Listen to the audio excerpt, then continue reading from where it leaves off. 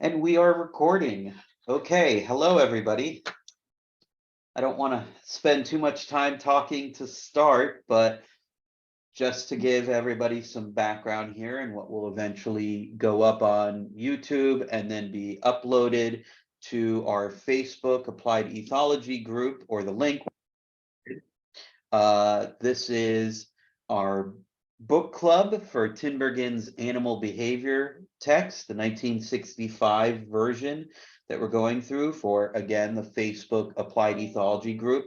This is our second book club meeting, and this just so happens to also be chapter 2, which is really focused on sensory organs, the sense organs for animals. So how animals perceive the world around them, which is interesting for a couple important reasons. One of those being obviously critical component to talk about when we're looking at behavior is how are you getting all your input to allow you to behave to begin with. But the other is that this chapter is from 1965, and there are some things that have changed, although honestly, we can talk a bit about that too, with a lot of the basic information that Tinbergen provides in the chapter. It was a bit surprising to see how much of it is still true, right? This is half a century old, and still most of the basic information that he provides is pretty standard, pretty I mean that's part of the thing, because it's so basic, the information he's providing, it still holds true. But let's save that for how we get more into it as we go along. So that said, any thoughts anybody has, any questions, comments to start?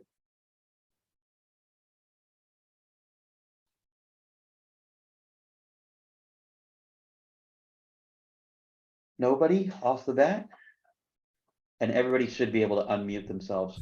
Do you hear me? Yeah. Hi.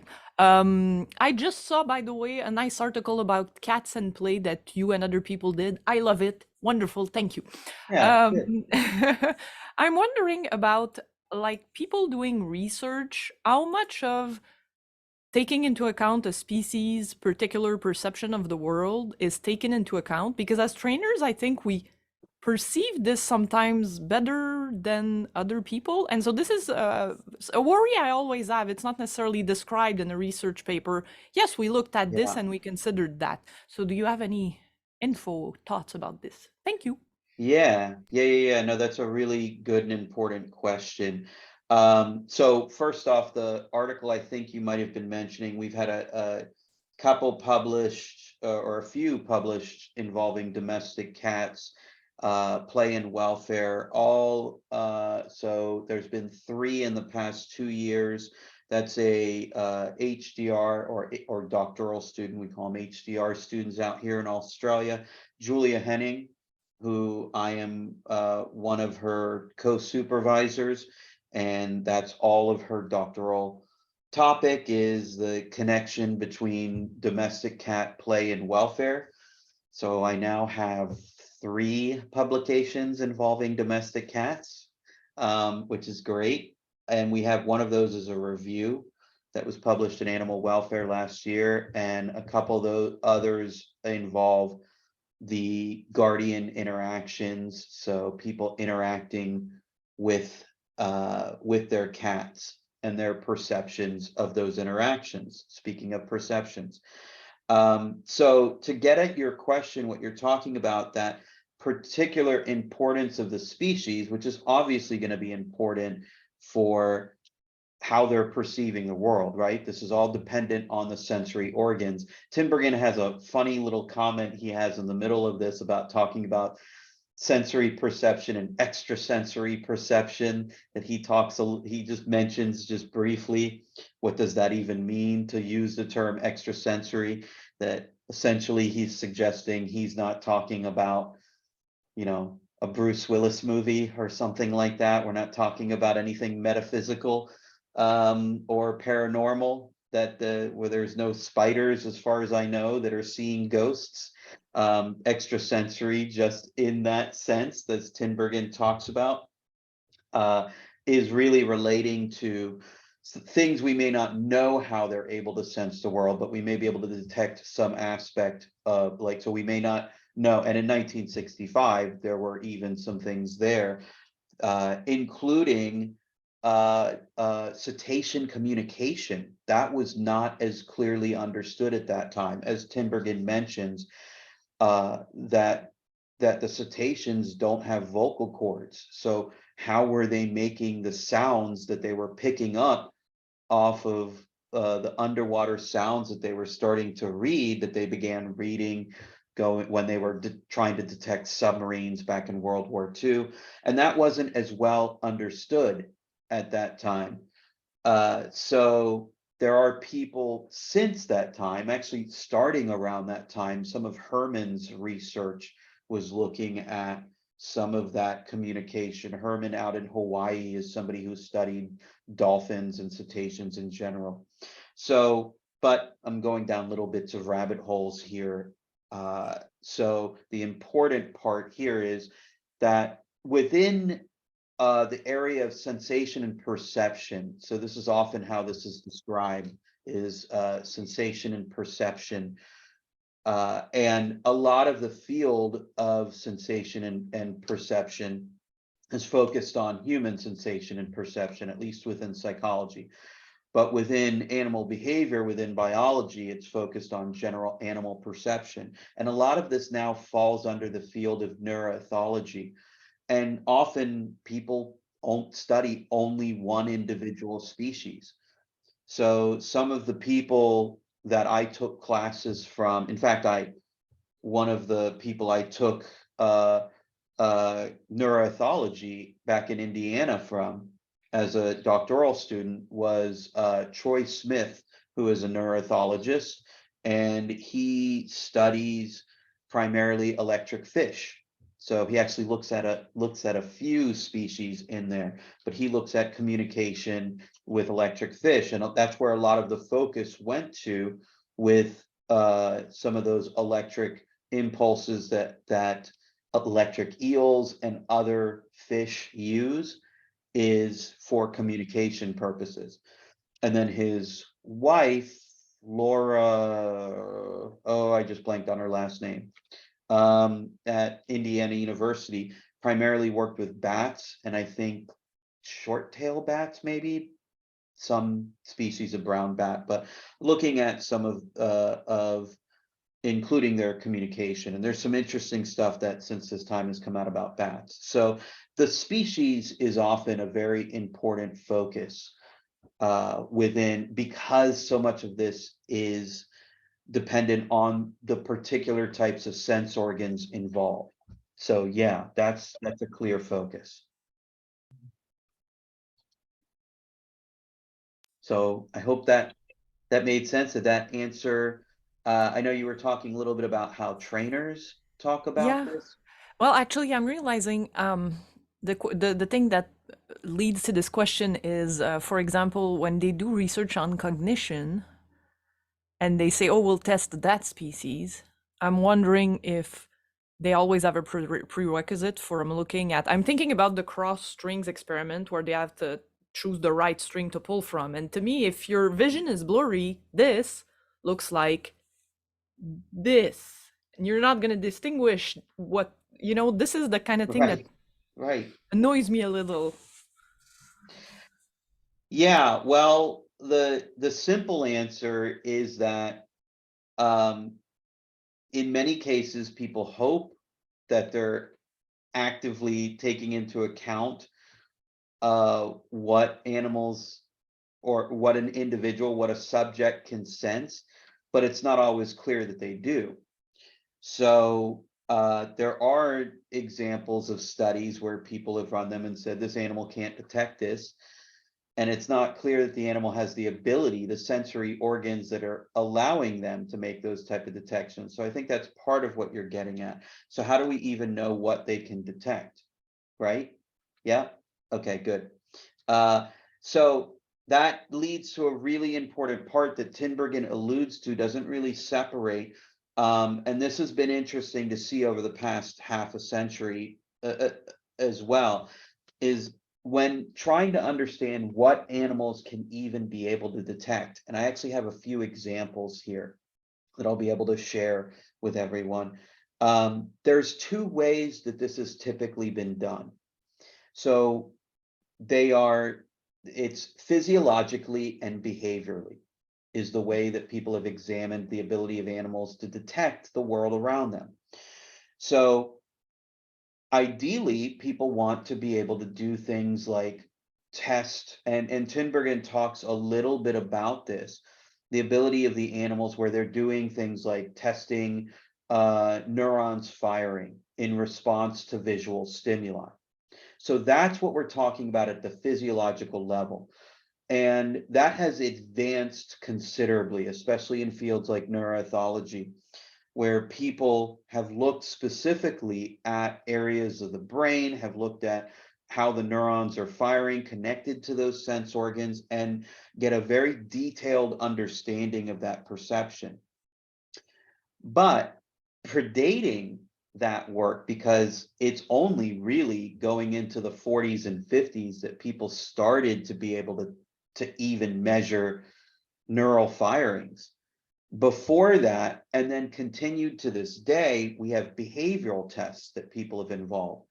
And the way Tinbergen talks about that is primarily, he talks about respondent conditioning for this. So he says, I'm going to pair a stimulus with food in many cases, and then test whether there's a response to the conditioned stimulus, right? But a lot of that work actually involves operant conditioning. And I'll show you just a few examples of this. So there's a couple really good examples that I want to show. Sorry, I was just admitting a couple people here. So let's talk about some of these examples of behavioral. One of those, one that I've cited since I've done a bit of work with walruses, and let me see if I can pull this up here. Here's the walrus study that I want to show you, is an actual operant. So let me share this screen. Make sure I'm sharing the right screen. There we go. Everyone should be able to see this Castelline article from 1990. So a little old there, but in this case, Castelline, so this is working with one of these, working with a facility. Ron Castelline did a lot of work with walruses. I think he's the most published author working with walruses. Did a lot of different studies, did some behavioral studies, including some enrichment studies. And given that I've done a bit of research and published some of my behavioral work with walruses, I was quite familiar with Ron Castelline's work. In this case, he wanted to test the vibrissa, are these what people would think of as whiskers on the walrus's face. You can think of, I often describe the walrus's face, that muzzle and all those vibrissa, as they're kind of like our hands. And you have shorter vibrissa and longer vibrissa. And I'm going to show you that here in a second. By the way, I love really amusing, funny diagrams in the middle of research publications. And this figure here in and of itself is an amazing figure because first off, it looks like the walrus is jamming out to some beats there, right? Those are headphones, but they're used to cover the eyes of the walrus. And so that they know the walrus isn't using its vision to make these discriminations. And then the reward up there that that person is handing is not a piece of corn. Walruses are not too fond of corn, even though it looks like it could be corn. That's supposed to be a fish, I guess. And so they have the walrus and they have the camera down here that's recording. And what they do is they put this board with different objects, and they're actually rewarding being able to make a correct response. So essentially identifying the correct stimulus, which I don't remember what the walrus's response is, but it's probably just to turn around and nod or do some response like that to the trainer, and then gets a reward and they're using primarily, I think it's circles and triangles. I'll show you in a second here. And then they changed, so that's what's on the board here. So let me show you some pictures. This is actually the board itself. It's showing you how detailed some of those things that they could discriminate were. So there's one of the triangles in C, but that's not quite a, so this figure right here, figure 3, is showing you. So I did get the stimuli, right? Circles and triangles. And you can see they continue to make smaller detailed examples, and it's in, so why this board is so important, they put those objects in the middle of this board, is the things that they have to discriminate. So when they find it like a detection dog, the walrus lets them know it found the object, and that's the walrus actually detecting. So you can see all the patterns on the board, and the walrus has to find smaller and smaller examples of the stimuli, and they were trying to detect the sensitivity of these vibrissa. So, and what they eventually, so they're showing some pictures that don't show up too well in this 20-plus-year-old article, but this is some of the ability to make the detections, and then also where they were making the detections. This figure is showing you where on the muzzle, on the face of the walrus, on that incredibly adorable face of a walrus. I do think walruses are adorable. So they show you where they're making the contact to be able to make these discriminations. So seeing if there's any other important figures to show you. But the main point here is, if we look at the walruses, let me see if there's a decent picture of a face of a walrus, which they're not really showing. I can go back to this figure here. If you think about, and there's some other studies that Kathleen has done this to look more in detail at, in this case, they were just showing that, I should point back to this stimuli. They use, there's a pencil for reference there instead of a banana, right? So pencil for reference. And they could make discriminations between objects that were smaller in diameter than a pencil, using only their vibrissa. So just to give you a little context, walruses, we know a bit more about how they forage in the wild now, but they use their vibrissa to find clams. And I described this earlier as being similar to, so I'm going to stop sharing now, actually, so I can do my hand motions here to show you this. So their vibrissa on their face are kind of like our hands. So they're down there at the bottom of the ocean looking for clams that are buried under a little bit of sand or just popping up. And they have to move their mouth over the clam shell before the clam completely closes up. And then with their powerful suction, they just pull that clam right out of the shell. So that's how they hunt for bivalves in the ocean, can be very deep ocean. And they're using their vibrissa to detect them. So this is kind of like looking for a light switch in the dark for us. So imagine you were looking for, you're in pitch black room and you're looking for a light switch. How are you doing that? Well, you're probably doing something like this, right? Hoping that you bump into that light switch with the outer part. And the second you find that thing, then you probably move over to your fingertips to find the actual light switch. The vibrissa and the way walruses do this are no different.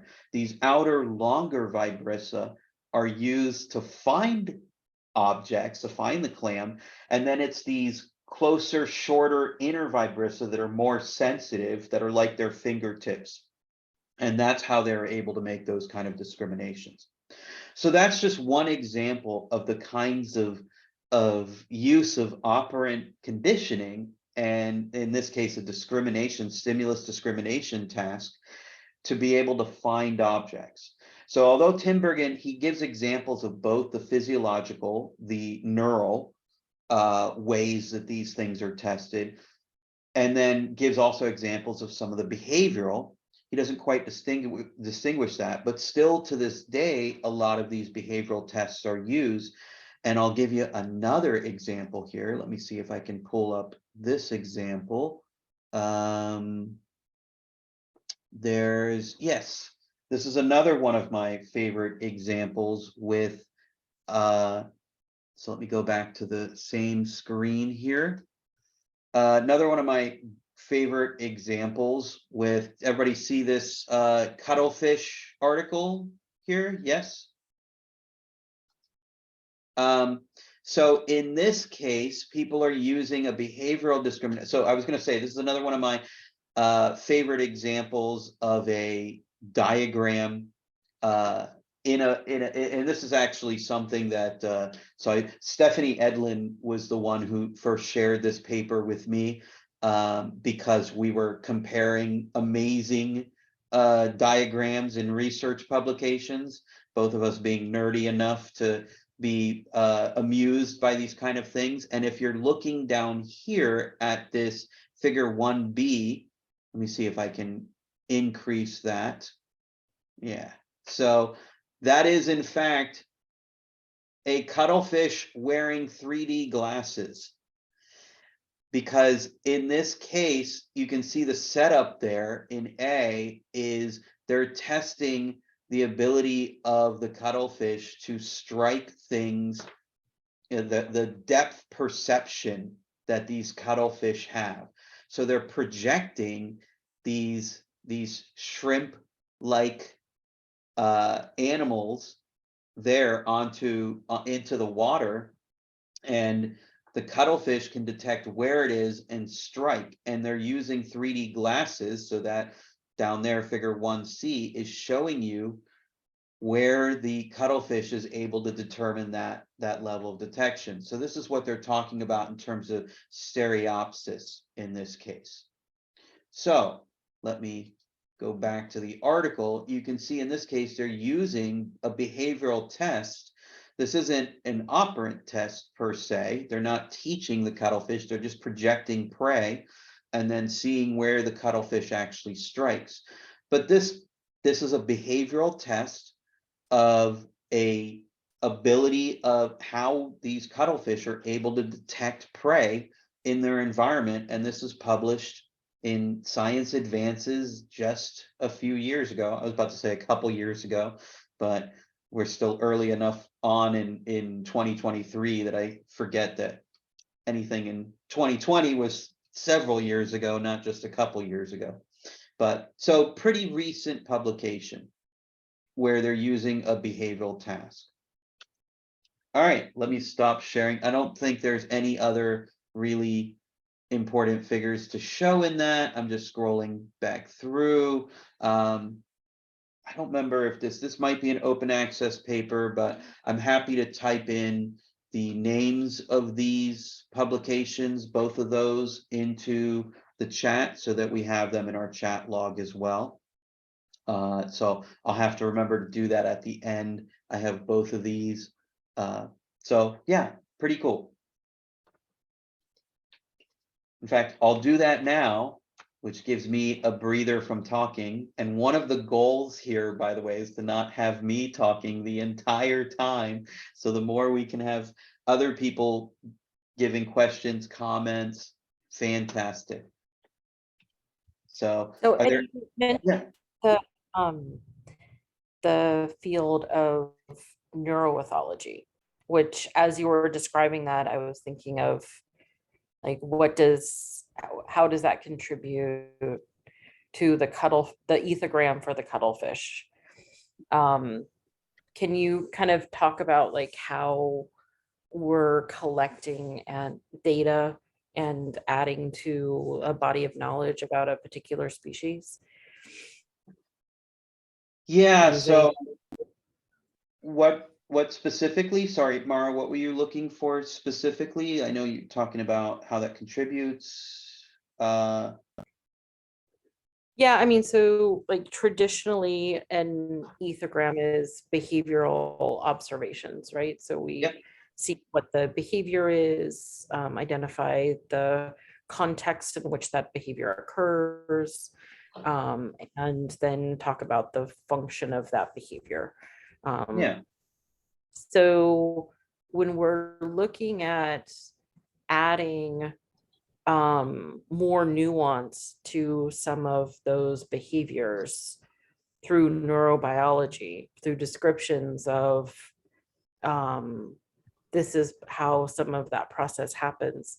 How do we think about, or do we, updating some of those ethograms or Yeah. the description of behavior, not just at the gross level, but at a more finite level, or at the not at the molecular level, but you know.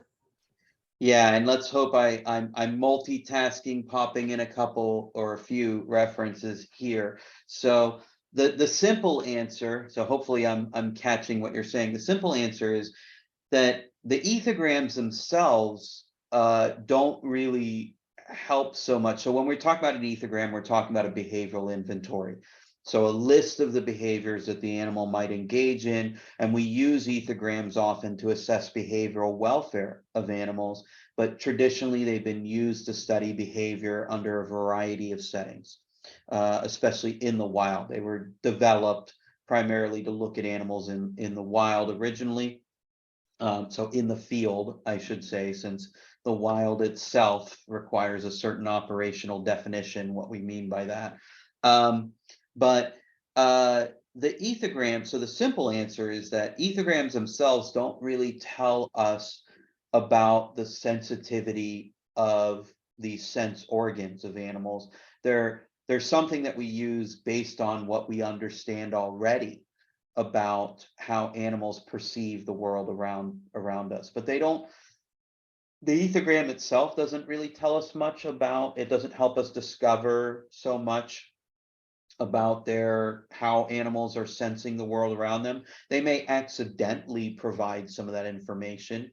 Like we may see animals not doing much of a certain behavior and go, oh well, maybe they can't detect the presence of visitors or something like that, or they don't smell that thing, or we might, but that's so ethograms themselves just tell us, hopefully we know about the things we're sensing. And this ties into what Caroline was asking about before, where you may have a behavior that you're trying to identify.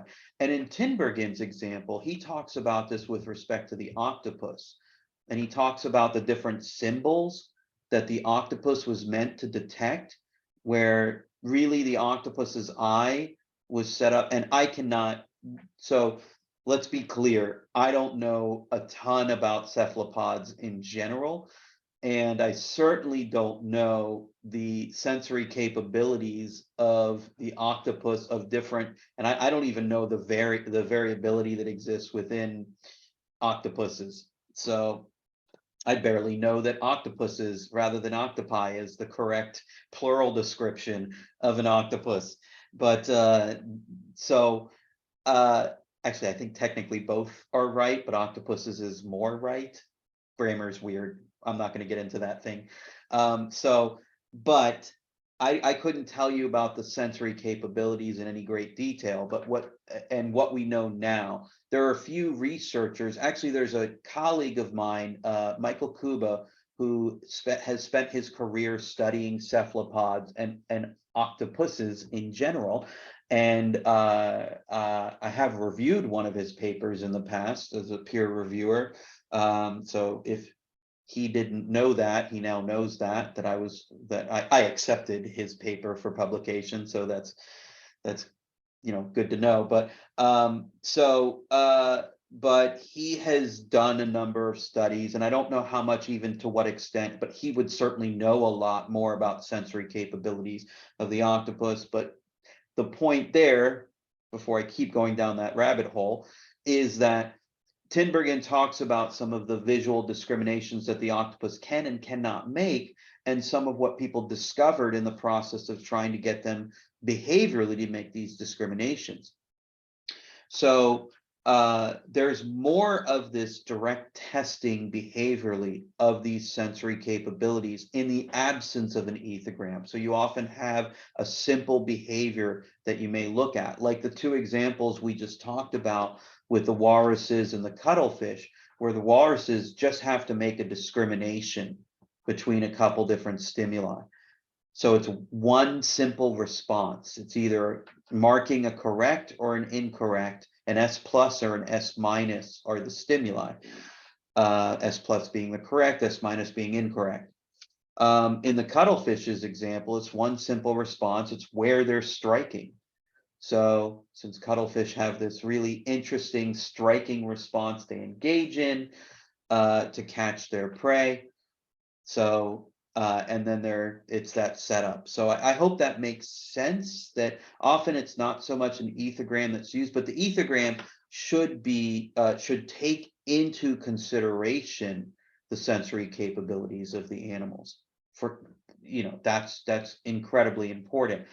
This all, by the way, is one of the reasons why I often emphasize the importance for all, especially for applied animal behavior work, and that means both research and practice. So for dog trainers as much as dog researchers, domestic dog trainers and domestic dog researchers, I emphasize, and for all people studying animal behavior, doing applied animal behavior work, it is incredibly important that people be bilingual at some level, meaning you need to know about how those animals, how that individual adapts. So the learning that is important for that animal, right? So that's where the behavior analysis component plays an important part, but you also need to know stuff about the species, how they've evolved, their natural history. So that's the more traditional animal behavior component, and part of that should be their sensory capabilities. So there are important things that happen with how animals can detect the world around them. So Lauren, you had a thought? I did. So I just wanted to bring something a little different into the conversation, which is something that I learned from Kathy Murphy, something called Allodynia or Allodynia, Yeah. which is when a living being, I don't know that this is specific to, dogs, or I know, I think it's probably something that people deal with, is that when you go through a trauma, and what reminded me of this is you talking about, the walruses and the tactile sensitivity, is that when you go through a trauma, the tactile sensitivity becomes much more heightened. When you're kind of stuck in that state of having to stay safe. And so I thought it would be interesting to talk about how, because so many of us are working with animals who are dealing with behavioral problems, and who many of whom, or some of whom, have a history of trauma in their backgrounds, how or where the research is coming from, where it's going. I'm not sure if this is neuroethology, in terms of how an animal's experiences change their sense perceptions, because I think that's something that's just as important to take into account as what we actually know about the different senses that animals have. So I'm wondering if you could talk about that at all. Yeah, that's incredibly important. There's a bunch of stuff that's I mean, I think we're talking a lot more at the behavioral level. And I should Sorry, say I just feel like I just opened up a gigantic can of worms, but that's fine, because there's some important things there to unpack. And certainly in the field of neuroethology, by the way, and my limited knowledge, I've taken one course in neuroethology in my doctorate. Granted, I did a bit of taking other neuroscience courses and spending time obviously focused on animal behavior, and there's not much that when I study I don't dive deep into, but my knowledge of neuroethological work is pretty limited, is what I want to be clear here. The majority of what falls under that umbrella of neuroethology ends up looking at things like movement patterns, and it deals with some of these sensory components. How do these neural networks deal with both sensing and processing information that comes from these animals? And they spend a lot of time with things like insects. So I'll just give you one example that is a good example of traditional neuroethological work. Is there's things like the praying mantis and other insects that can actually respond to those high-pitched sounds of the bat when they're echolocating, that they can hear it and they change their behavior in response to it. So things like the praying mantis will actually go into this dive. They turn their bodies sideways, and they do this like spin, which helps them evade bats trying to hunt them. So what some animal behaviors neuroethologists became interested in is, how does that work? And it turns out they have a couple eardrums basically on their abdomen that they're able to hear those higher frequency sounds. So what they did was they had to provide those kind of stimuli. They provided different frequencies of sound while recording neurally from those sense organs, those eardrums basically on the abdomens, what frequencies those would respond to. And then they looked at how that connected with all of the neural network of that, how that all, what are the different neurons, what are the different I don't know if there's ganglia necessarily involved in that case, but I'm going to guess there are. So neural bundles, at least we can say, of some level. How are those all responding? And then looking at the different. So those are the kinds of things that I think neuroethologists typically study, is some of that interaction between the behavior and the ability to sense those through their neurons, through their neuroanatomy. But this thing that you're talking about, and I don't remember the word that you mentioned that Kathy Murphy talks about. Allodynia. What is it? Allodynia, Allodynia, I believe. Can you type that into the chat? Yeah, absolutely. So that way people that are watching Allodynia. yeah. So perfect. So part of what is potentially happening there, or at least an important component, is what would be called a type of pseudo learning, which is so we're talking about sensitization, which is the opposite of habituation. So from a behavioral level, I can at least talk about this. So sensitization itself is heightened response to stimuli. So the example I often use when I'm teaching students about because habituation is easy. Most people understand habituation, even though people often describe it incorrectly. Habituation is actually non-associative learning. It is just to the stimulus itself. Once we have an association, then we're getting into respondent conditioning and potentially operant conditioning.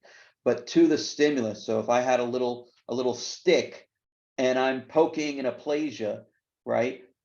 The response to the stick itself, the decreased response to the stick itself, is the habituated response. It is to the stimulus. So the example I often use for people or I give to students as an example of habituation is, for any of us who have moved, especially if you've moved to a city life or somewhere where there's something suddenly very loud around you, you happen to move near an airport. Hopefully no one's had to move near an airport anytime soon, but you move to a place near an airport, you eventually habituate to the sounds that are outside, right? So if you go on vacation and you happen to stay in a big city, or there's some new sounds around, you start habituating to those sounds. You respond less directly to those sounds. And that's to the sound itself. That's the habituated response. The opposite of that is sensitization, where we end up responding more to the stimulus with continued experience, which is part of what can be part of what may be involved, especially in trauma, and especially as in this allodynia. Did I say it right? Allodynia. Okay, fair enough. So we don't know if I'm saying it right or not. So I should. So, but Allodynia, I don't know, one of those maybe. So, I that think it's Allodynia. Allodynia. Okay. So I've heard that there's probably sensitization, and the example I often use for students telling them about where they may experience sensitization is for what it's often involved in some aversive stimulus. So if I take that little stick that I'm poking the aplasia with, and I happen to electrically charge it, that it's giving a little zap when I touch the aplasia. Aplasias being these little sea slugs that are often used in a lot of the or were used historically in a lot of this early pseudo learning stuff, especially with respect to neuroscience. Some of they have simple neural systems that people have looked at in connection with pseudo learning, like habituation and sensitization and responded conditioning. But if I do that sensitized, so it's a little electric, that stick now gives a little electric shock. The next pokes may actually get an increased movement away from that little electric stick. And the example I use that I give to students is that it's like if you go through a breakup, so and then you hear your ex's voice, they give you a call, or you hear them in the background or something, you may have a stronger shudder response. So that might be a sensitized rather than habituated response. So students seem to at least find that amusing, so that you can have a sensitized response to an X in your shudder. So that's maybe something that's involved, but either way, I would imagine sensitization plays an important part of this. I can't speak too much else to what's happening, why you're seeing some change in how some sensory stimuli are being perceived, responded to more specifically, other than I would imagine sensitization plays an important component. So I think it's so interesting, and I think we're like at the very beginning of understanding trauma and how trauma affects the body. And of course we know that it's a neurological thing, right? Like our nervous yeah, systems and our brains and the way that we respond to trauma is very important for just keeping in mind and considering that when doing the research or working for the animals. I think one of the things that Caroline just said, which was like so huge, is wondering if behavior meds have an effect on diminishing sensory perception. And it's interesting to me because gabapentin is one of the ones that our vets will go to a lot when they're wondering if there's a pain component, and gabapentin works on neurological pain. And it also it's interesting to me looking at the research and seeing, I think it was Mills that published, last 10 years, the number of dogs who exhibit behavioral issues who also have underlying pain issues is right. gigantic. And whether that's, it started as a physical manifestation of pain or an emotional manifestation of trauma and pain, or both, and they start just like pinging off each other like nonstop. I just think that's Yeah. something that's so interesting to think about and look at. And then one of the other, gosh, who Caroline also said, interesting for research, because if you stress out the animal you're testing, you're not going to get the same result. And that's also something that's really interesting and might change, Yep. how we interpret old studies of what animals can perceive. It's just, I don't know. I find this stuff really, really fascinating, like the intersection between the neurology of what's going on and the ethology and the, behavior analysis of it. I just find each of those things to be equally important, because if you don't understand what's going on neurologically and ethologically, how the heck can you create a behavior plan that's taking into account what the animal is experiencing? How can you even do a functional analysis that incorporates the correct variables if you can't identify what those variables are? And like it's just all so freaking important. And so I like to use, it's not like operant conditioning or ethology, or it's and, like, all of Right. this is the That- really big thing here is and. Yep. And of That's course, I'm sure we'll laugh at ourselves in 100 years about how wrong we are getting it now, but we just do our best, right? Well, I was going to say, well, if you're hoping 100 years, it's probably more like 10 years or so. Like we don't get to escape our own silliness in research or understanding that easily. If it were 100 years, at least we, probably most likely be dead. I don't think any of us are planning to live to be or planning or not going to get to live in 100 years from now. I was certainly planning on living for at least a few hundred years more, but my plans don't seem to work out with physiology or the expectancy of my life. But boy, that was a really obtuse joke there. Nonetheless, we don't. The point there was that these things. And one of the things I really like about this chapter, we often find that the advances we're making in the science are so considerable that even things that we knew 10 years ago are no longer true.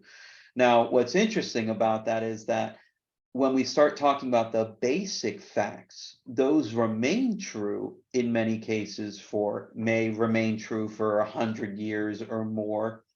And that's what's so interesting about this chapter, is that there's certainly some information that Tinbergen provides that doesn't hold up anymore, but the majority of the chapter still holds up pretty well. And this was written half a century ago. And the basic information that he's providing on the way that we examine and understand and the things we know about the sensory perception, again, he's providing very broad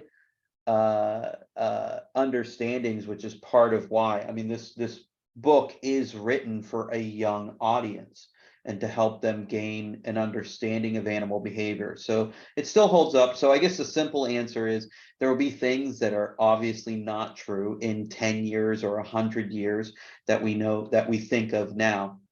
And there will be things that still hold up, right? That's the way scientific information works, and it's constantly correcting itself. And it's why it requires certainly a considerable amount of humility to do any form of science.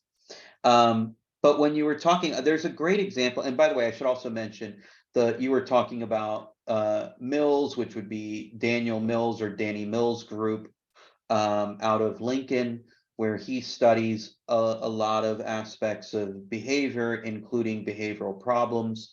So out of University of Lincoln in England.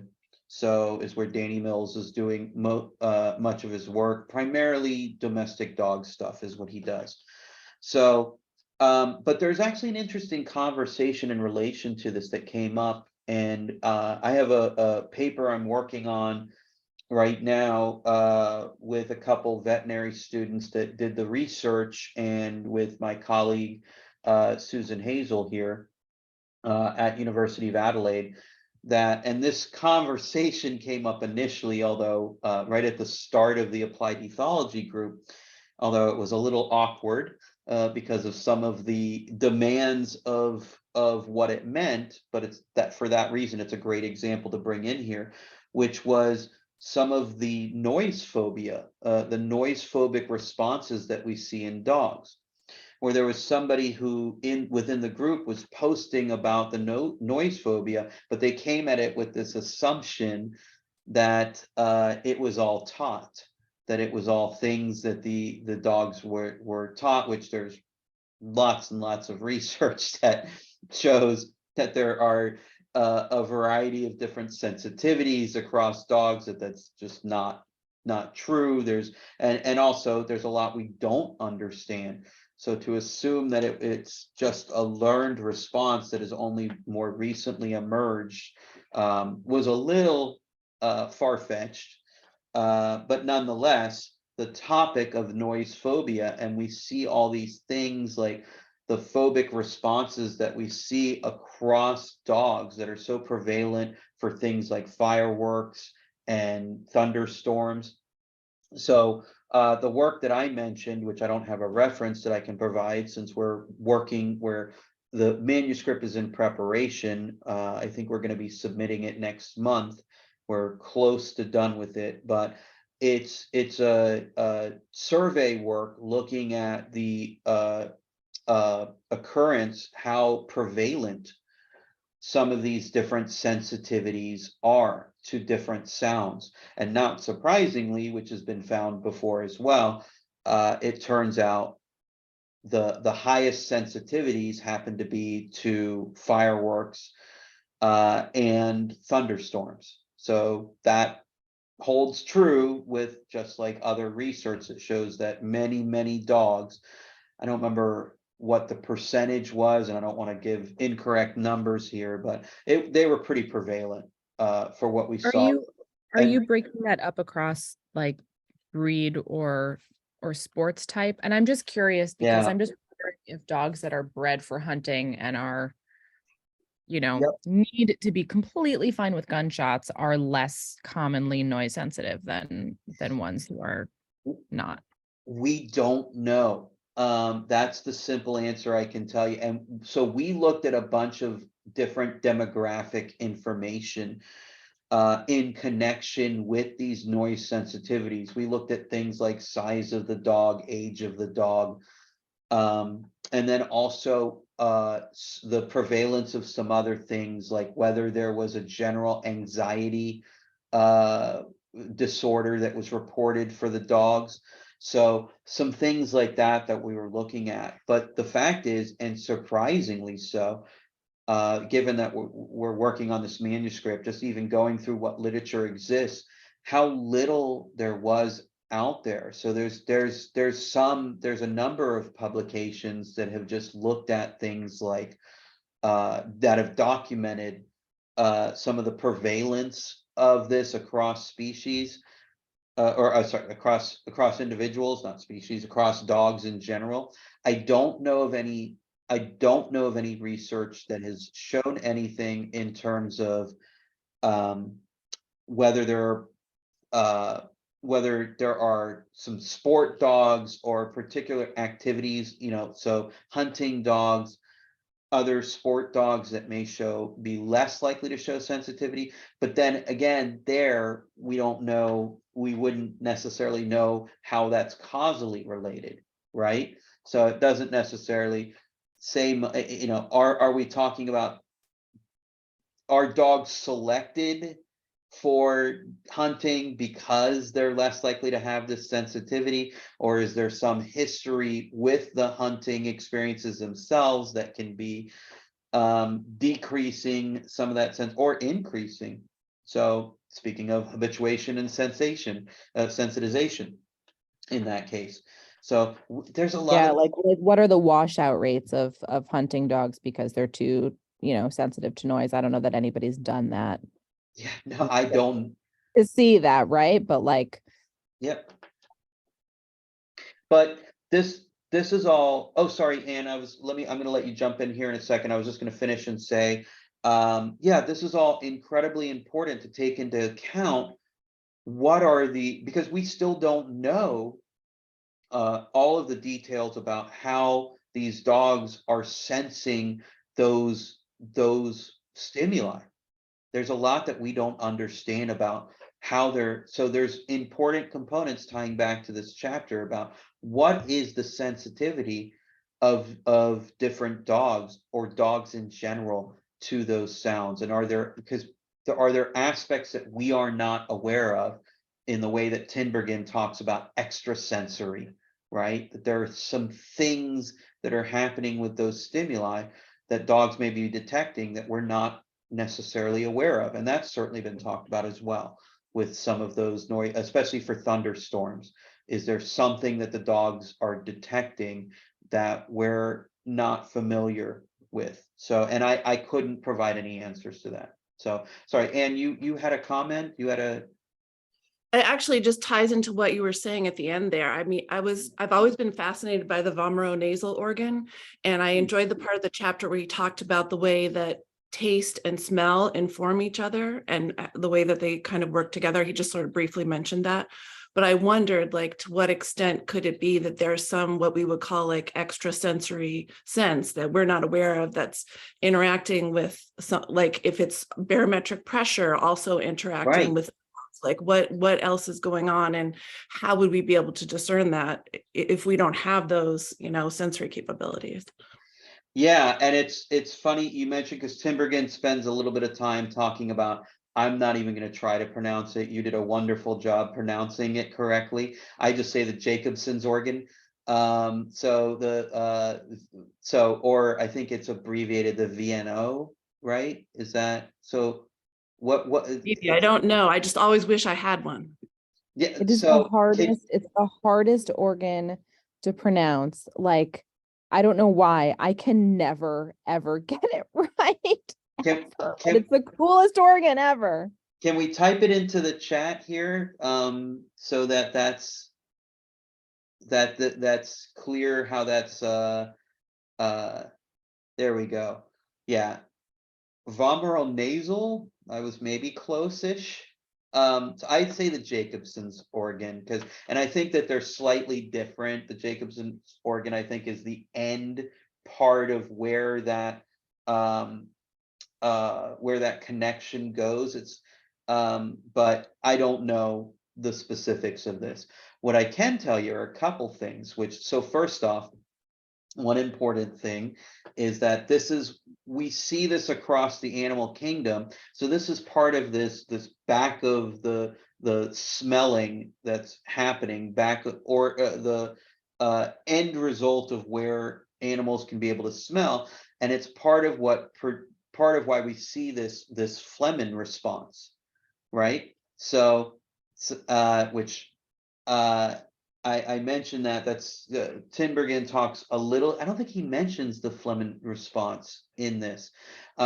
So what you see, so for instance, horses, you see this with a lot of ungulates. People think about this with goats, with horses, things like that, where they see this the grimace kind of response where they're, the lips are curling up, and in many cases, it's this deep inhale that you're getting with it as well.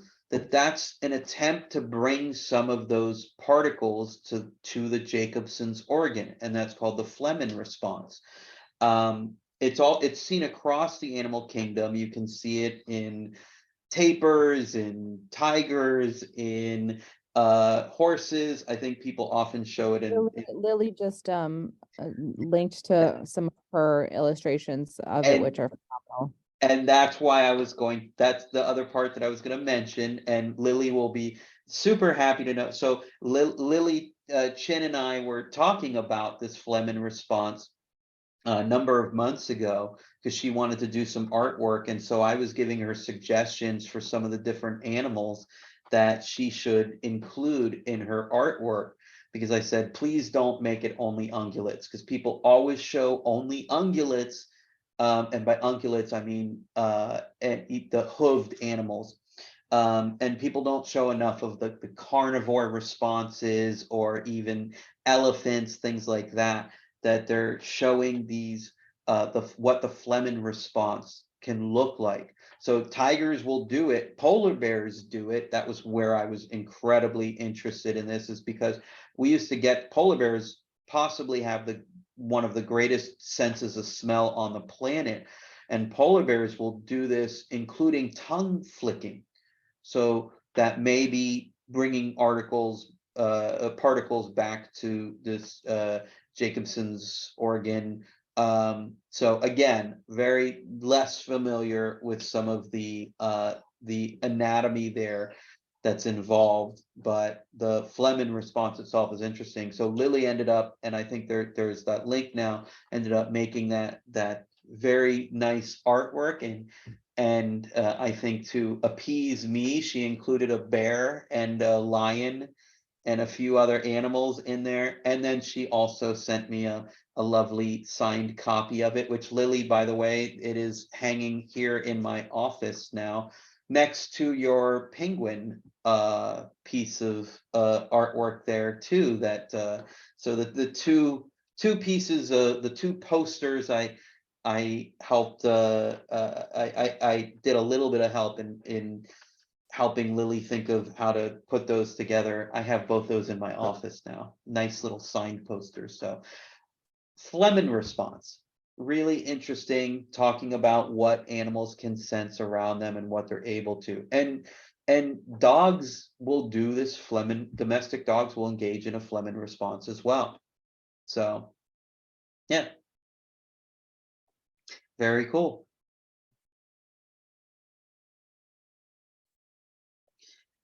All right. Saw Caroline's comment there.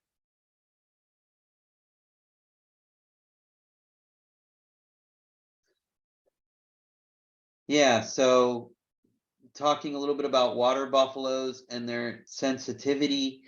By the way, this is a really great speaking of skin sensitivity and what we see where some of this, and here's where that importance of, as Lauren was emphasizing again, the importance of understanding the species, of being bilingual, as I like to say, in how we approach understanding animals for both research and practice purposes, being bilingual in that we need to know the proximate stuff and the ultimate stuff. There's a lot of this debate that a lot of this emerges in the debate when people start talking about the different types of training tools that are used, right? So think about some of the justifications that people provide for things like shock collars or pinch collars or choke collars. And I guess it's worth mentioning right from the start, which probably shouldn't come as too much of a surprise, that I am 100% opposed to the use of any one of those tools, those training tools. I do not see any permissible reason to use a shock, choke, or pinch collar. I'm empathetic to, I don't want to be judgy of the people that are using those, and I'm empathetic to people needing and that are using tools that they are aware this is what they're aware of, and they continue to use tools because of that laboratory lore, the history of what they've been trained to use, and maybe not being familiar with maybe not being as bilingual as we would like them to be, or understanding some of the sensitivities that may occur, or for whatever reason. The point is, we shouldn't be judgy or certainly not accusatory, aversive to trainers in the process of trying to get them to do something different, to behave differently. But this is why I say, without trying to pass judgment as much as possible, I am 100% opposed to the use of those aversive tools. But one of the arguments that gets used in justifying some of those tools is that, oh, but the dogs don't feel it like we do. They don't feel it. It's not the same thing. And interestingly enough, there's a version of what I would call, it's at least a type of version of a pinch collar that's used with elephants, Asian elephants, in some of the logging camps throughout Sumatra, throughout with Asian elephants out there that are used. The mahouts will sit on the elephants, and they'll sit on, if you look at some of these pictures of elephants used for logging out there, you'll see they have these, it's like a horseshoe like collar for some of them, where they sit their feet on top, and there's it's basically a giant pinch collar. And there's spikes. And that's often one of the arguments that gets used with elephants under those conditions too, is, oh, but elephants have such thick skin, they're not really feeling it. So there are assumptions made about some of the sensory capabilities at the level of the skin, what they're sensing at that level, what they're sensitive to. And certainly I've seen some other arguments made about this with dog training tools and how sensitive, and some of those arguments, but it's an important, I don't see enough put out there. I don't know of much that's put out there about I've certainly seen some stuff that veterinarians have put out there about some of the physiological impact that different things, including choke chains, can have. But what about the actual sensitivity, how the dog is responding and what they're able to sense from the corrections that are being delivered, from the pinches, from the chokes, from the shots. And depending on where those things are applied, you're going to get different abilities to sense, different sensitivity to those stimuli. So I think that's an important component that I don't hear talked about enough with respect to that. And so certainly has a practice level importance. So, yeah. I didn't see, and Anne, you were mentioning there sensitization with horses. Oh, from bits. Oh boy, this is a whole other conversation altogether. Anne, do you want to describe what the bit is for people that might not be familiar with this? It's a metal bar, and there are different variations of it that go in the horse's mouth, and it can put pressure on a nerve, and horses can develop a painful condition called trigeminal neuralgia from just the repeated application of pressure to the nerve. So it's like sensitization, I believe. Yeah, and I don't think they're always metal, but they're usually metal, some type of metal that's put. And then depending, people will use 2 or even 3 bits that go into, so the bit itself is the broad part inside that usually puts pressure on like the back of the tongue, pushes the tongue against the teeth at some level. There's different ways that different bits have an effect.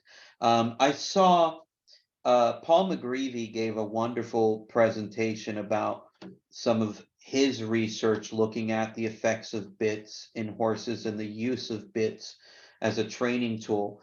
And the simple thing, he gave a quote that something along the lines of the amount of violence occurring in the mouths of horses because of the use of bits. They are certainly an aversive tool that is used. It's all that application of aversives that are used to punish a whole host of behaviors, and then a little bit of negative reinforcement used from the relief of the pressure. So, and I should point that out too. I like to emphasize this when I talk about the amount of aversives that are applied. When people try to describe these different tools as negative reinforcement tools, I think that is incredibly unfair, because it's only a very little bit of negative reinforcement and a whole lot of aversives that are most likely punishing a variety of behavior. And it's only the relief is a very, very tiny component of it. So to call it a negative reinforcement tool gives it the perception that it sounds like it would be pleasant, right? We're using reinforcement. And also there's a whole other debate about what negative reinforcement necessarily is, or how we distinguish between negative and positive reinforcement. I won't go down that rabbit hole, but the importance here is I don't like to refer to aversive tools as negative reinforcement tools, because it's only a very tiny component of what's used. But the bit it was pretty amazing to see Paul McGreevy's talk on this. and to see some of the research he's done. So Paul McGreevy is now, he was at University of Sydney. He is now at oh, where is it? It's I just blanked on. It's not somewhere out there east of me in Australia. He is, somebody Google where Paul McGreevy is now. He's at another university there, and I just blanked on the name. So here, I'll do a quick Google and we'll pop this up. But Paul McGreevy has spent a lot of time studying horses. So University of New England, there we go, University of New England. So he's out there now. Oh, thank you, Shannon. Shannon typed it there, so as well, just after I said it, so perfect. So he's a professor at University of New England, and he has spent a lot of time studying horse training procedures, equid training procedures, and behavioral effects of these different training methods for horses. So gave a wonderful presentation on the bits. And knowing more about how animals are sensitive to these different types of training tools, I think itself is a whole other avenue of research that we should know more about. I know very little bit about it. I know there's some studies that people have done, particularly Paul McGreevy is one of those people who has looked at some of the stuff that's going on inside, produced these images, looking at some of the effects on the anatomy of the horses and how horses are responding to the presence of bits or 2 bits or any of that in the mouth of the horse. So boy, as a culture, as a humans have spent a lot of time on this planet trying to figure out different ways to apply aversives to the sensory capabilities of different animals around us. So that's a little unfortunate, but it's an easy way to change behavior is the application of aversives. So again, I am certainly empathetic to people sticking with what they know. And even early in my training history, I was using some of these. I would not label myself a crossover trainer, but I certainly used some of these tools, including choke and pinch collars. I fortunately never used a shock collar, but some of the early training that I did with dogs, I learned from people that taught me to use choke and pinch collars with Dobermans. So empathetic to saying, hey, this is effective and this is what works. So, and I think part of the resolution to that is thinking about, just as Tinbergen emphasizes here, what are the sensory capabilities of those animals? I think it's interesting you bring that up, and I think it goes back to the Allodynia stuff too, is that like we know from research that not every dog that experiences a shock collar has a terribly traumatic or stressful response from it, right? Like the reason that a lot of us choose not to use them is because we don't yet know who is going to and who is not going to have a traumatic experience from their use. But I think it's pretty clear that we can say that dogs that we know are having a hard time, know are not resilient, know have had a history of trauma, know have a poor stress response, like especially if you think of something like Allodynia increasing skin sensitivity, what a shock collar or something would feel on that animal is going to be different and worse than something that a non-traumatized dog would experience. So it's actually another ding against their use. Yeah, and all of this can fall under the heading of fallout, right? What we call fallout. So the fallout of these particular procedures. So animals falling out, animals, we don't, that's something that people have talked about a bit in dog training procedures. You know, what is the fallout rate of some of these animals that are trained to do certain competitions, whether agility work or whatnot. Fortunately, agility work, it seems like it is far more likely to be done in the absence of aversive tools, at least these days. Although, again, there's probably quite a number of people in this room that are more familiar with agility work, far more familiar. I have very little understanding of agility work. So I'm sure there's a number of people here that are far more familiar with it. But one of the things I always say about fallout that I like to say in general, that's a kind of a funny thing, is that fallout is, we only talk about fallout with respect to the use of aversive stimuli and how that relates to then some of these sensory capabilities of animals. Nobody ever talks about fallout from reinforcement.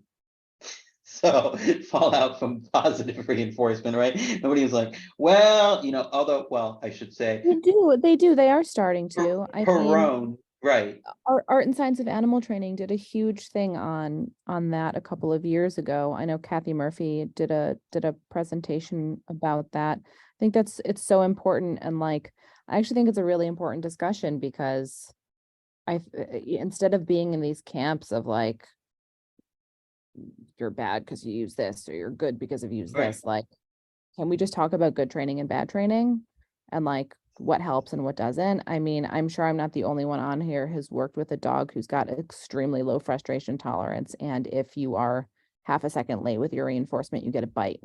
Like, do we consider that a positive experience for the animal because you're using Right. treats?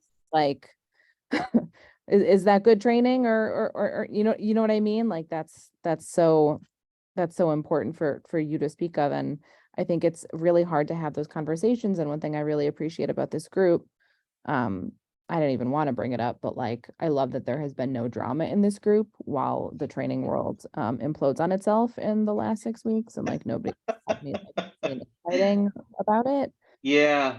Can we have reasonable conversations about, yeah, positive reinforcement can go wrong and can create frustration and aggression just as well as positive punishment. Now, is it as frequent? Probably not. But, you know, if somebody says, hey, positive reinforcement failed someone, like, let's stop saying this failed or that failed, and let's say exactly what it was that didn't work for that animal, like slow timing, or Yeah. we didn't identify the correct reinforcer, or there were prerequisite skills that were not taught first that needed to be taught before moving on to an exercise that was too hard, or whatnot, instead of saying, oh, this doesn't work or that doesn't work. Like, I appreciate that we can have those conversations without getting too emotional about it, or if we do get emotional about it, that we are able to like check ourselves and like re-examine why we're getting emotional about something that's new and difficult to think about, right? Like, I remember being at the Art and Science of Animal Training conference and listening to how positive reinforcement can be coercive, and just being like, right, that's so important. It's so important. And at the same time, you have people saying like, oh, why don't I use the quadrants, or like operant conditioning isn't important to me. And it's like, let's not be broad and global about it. Let's be very specific about what is and isn't working. Yeah. Sorry, And no, these are important things. And I was going to say, I know a few years ago, and it's something that I've talked about and Joe Lang has talked about. Joe Lang and I did a podcast together, and because both of us had talked about this importance for quite some time, about where we can see coercive use of positive reinforcement. So which that's definitely, that's why I was joking about the you don't hear often this conversation about the fallout of positive reinforcement. And the truth is, it's far less likely, but there are many ways in which people assume, and if we just take this label, We just create this label called positive reinforcement, and we just then say, well, I'm using positive reinforcement. We can do all kinds of things that may not be beneficial, that may not be preferred, that may be detrimental for the animal, but we can say, but we're using positive reinforcement. That's part of why I say that the hierarchical approach to these different what should be contingencies is, and the reason why many behavior analysts have said you can't just say positive reinforcement is better than negative reinforcement, is because that does not capture the functional importance of the contingencies.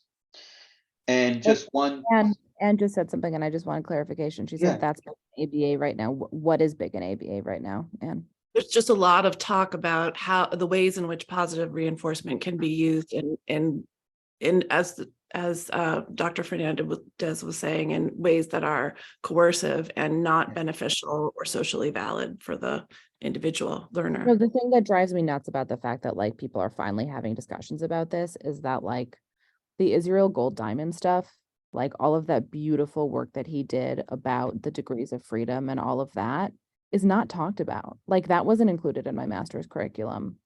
Yeah. And that should be like 101. That should be ABA 101 stuff because it's so freaking important. And thank God people are like finally starting to like think about that a little bit.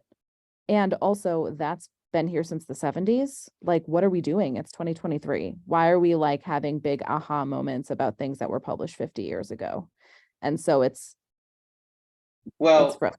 let's Like so what? there have been though many conversations, and one's also not connected to gold diamond. So I do want to say that the gold diamond, that constructional approach is one perspective on part of this broader topic that we're talking about, that it's not just limited to that. But that said, I mean, there's lots of stuff that both Izzy Gold Diamond and Joe Lang, being the major initiators of that work, has said that is incredibly important, especially from a practice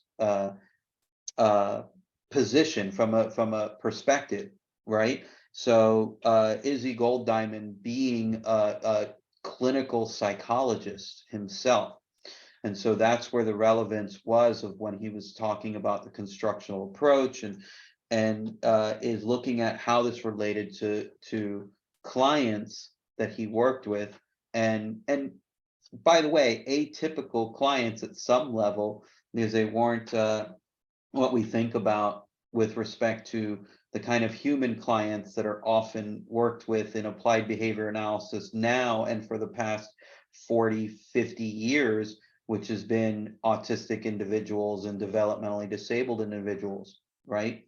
So, but I'm kind of jumping down a little bit of a rabbit hole. The point that I wanted to make here is that there have been a number of arguments that people have said, people like, for instance, Perone, who has been cited in some of this work, the Perone's, what is the title of his article? The punished, the punishing effects of positive reinforcement or something like that. Let's type this in. Let's find this article. Punishing reinforcement. Let's see if we can. So I want to make sure that I'm negative effects of positive reinforcement. That makes a bit more sense. So that's Michael Perone's article. And it's a 20-year-old article itself where he talks about some of this fallout that can occur as a result. So this is the article of positive reinforcement. And it's an important article. It's been taken out of context in the dog training community at some level, because some of the people that are citing this and citing some of the use of punishment or other procedures are the balanced or traditional trainers, right? So some of this trying not to jump too far into this issue of what's happened within the training community more recently about who should be talking to who and all of this unfortunate human business of people being nasty to each other. But it's an important, that paper, if you read Perron's paper, and I used to assign it to my EAB students regularly, along with some other articles talking about punishment and how punishment is used within behavior and analytic procedures, right? Applied behavior analytic procedures.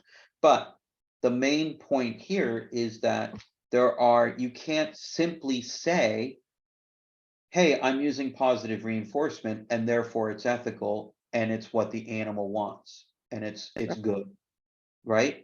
So one of the examples that I've used with this is that people often talk about quote unquote antecedent arrangements as being, again, a minimal Versus least restrictive.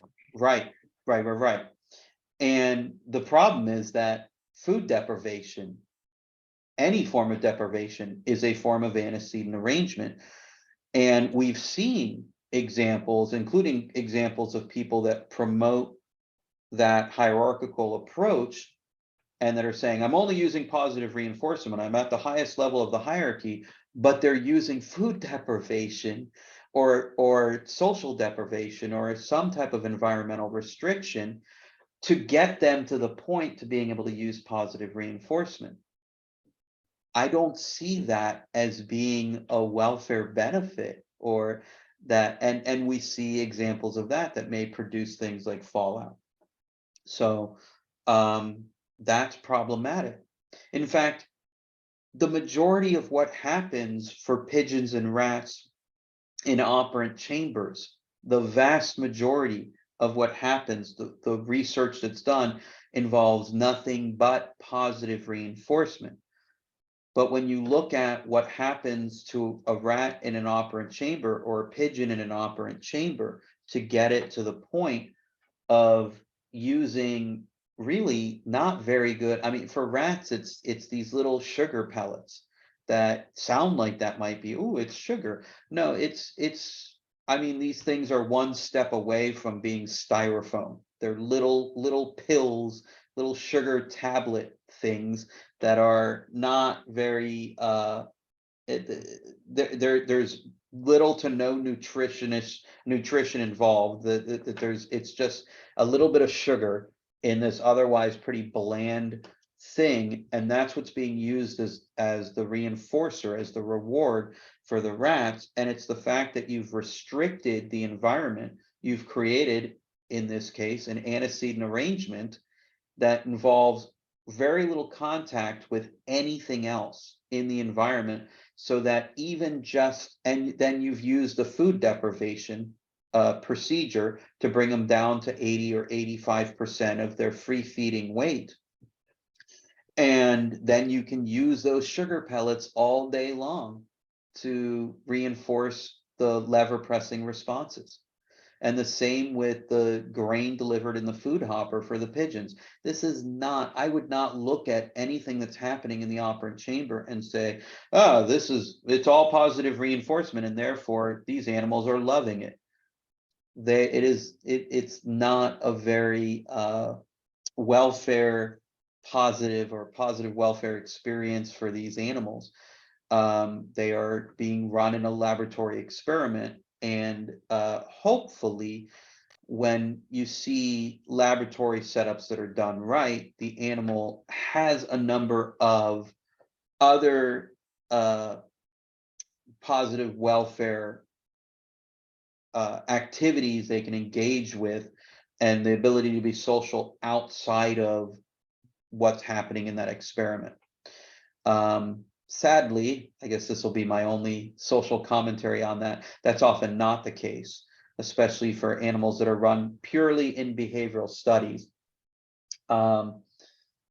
Is that there's a lot of not great welfare happening in laboratory environments. But I expect those are things that will change more so going in the future, as much as they've changed over the past few decades.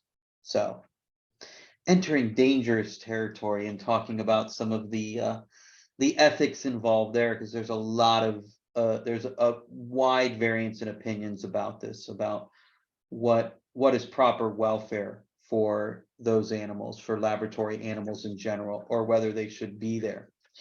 And I think a very important part of that is understanding what they require in terms of their sensory capabilities.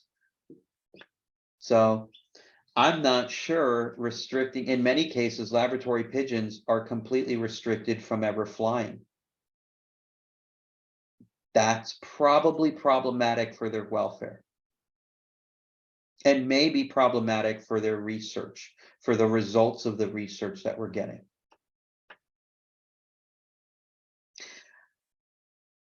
All right, so what other thoughts do people have? Yeah. Yeah, on the food deprivation and just like bad training, I've definitely seen like dogs just being so hyper fixated on the food and then being called like food motivated or drivey. Right. And that is maybe their folks are using positive reinforcement, but it is under conditions that are suboptimal for like really good clean training. Yeah. And it is, and I certainly see this in like, or dogs getting super hyped up where over arousal is used to get a lot of behaviors where it's just simply not necessary. Yeah, and then at the same time arguing, but I'm only using positive reinforcement, right? Which again is technically true, but how does that benefit the overall welfare of the animals? And what is the overall welfare of the animals? So under those conditions, and that's the part that I think this is part of why, and by the way, this is one of the most important contributions from, I think personally, in my opinion, one of the most important contributions that comes from Gold Diamond's work, as Lauren was bringing up, and the importance of this is when we start thinking about restriction, which again is something that behavior analysts have talked about for half a century now. And there are a number of papers that have talked about how we determine ethics and ethical procedures based on what's called the principle of least restrictiveness, or the least restrictive alternative. From the Gold Diamond perspective, the reason why I really like the way that Gold Diamond has positioned this, although, as I keep telling Joe about this, Joe Lang, my argument with him is I don't like the descriptor, but that's a joke in and of itself. But the concept of degrees of freedom is incredibly important because it's part of what we should be using to identify ethics. I don't like the term degrees of freedom because it brings with it the baggage of how it's used to describe inferential statistics. So when you say degrees of freedom to many people, they will hear, oh, you're talking about the number of samples minus one, or something like that. That's often an important step in using inferential statistics, right? In running any type of inferential statistic test. So I've jokingly said to Joe, like, come on, we need to come up with a better term. We need to, and Joe will have nothing to do with it, but otherwise the concept is incredibly important because we start talking about the restrictiveness, and this is how we identify potential coercion or not. Because if you are talking about restricting an environment, so those examples that I just provided, the pigeon in the operant chamber, pigeon or rat, any animal, dog or otherwise, that's on some form of food deprivation or other form of deprivation. We see this with a lot of, by the way, the use of deprivation in general and environmental restriction is incredibly prevalent within any within the falconry world and within the citizen world. So it is incredibly prevalent. For any animal that's flown for the most part. So when falconers go hawking, or when people are running free flight programs with citizens, many of those animals are kept under food deprivation schedules that also don't happen to be very exact. And so that's what's used to say, well, but I'm only using positive reinforcement. But I'll give some examples here actually from the falconry world. So they'll use jesses, they'll use hoods. So they'll keep a hood over the raptor, right, that they're taking out hawking. So if this is a red-tailed hawk or American kestrel, I did a little bit of falconry with an American kestrel. It's not far less common, by the way. Red-tailed hawk's one of the most prevalent raptors, used as are some of the actual falcons. So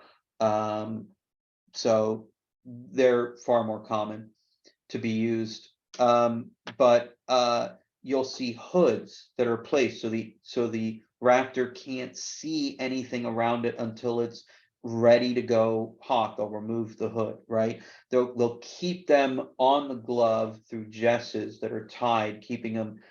So a lot of environmental restriction, and then they'll go to a fairly barren environment where they're kept at some level of food deprivation until they go out to go hunt or hawk. So that's a pretty common practice. So it's not the only way it's done, by the way. There are far more welfare oriented falconers out there, but I'm just saying historically, and certainly I would say probably one of the more prevalent ways that falconry is done is that way. And the same thing happened again. I think this is far less common, but it's in many I'll just say it this way, in many free flight programs for citizens, we see active use of food deprivation and social deprivation. Social deprivation, again, considering the behavioral needs and possibly some of the sensory capabilities of these animals. I have a hard time thinking of something that could be more cruel to a parrot, to a citizen, than for most of the species, than housing it alone. These are incredibly social creatures, and yet you'll see that used as a way to try to, all of this being described as a way of increasing motivation for training purposes. And a lot of that motivation creation, that's a funny little word, set of words, right? Motivation creation. But a lot of that motivation creation comes from taking advantage of some of these sensory abilities of animals and minimizing what sensation they actually receive. That's deprivation. All right, that was my little soapbox on that topic. So the simple point there, the big point there, is that thinking about environmental restriction, and that should include how the sensory capabilities of the animals are being restricted. So what Joe Lang, what Izzy Golddiamond, what other constructive approach people would call degrees of freedom.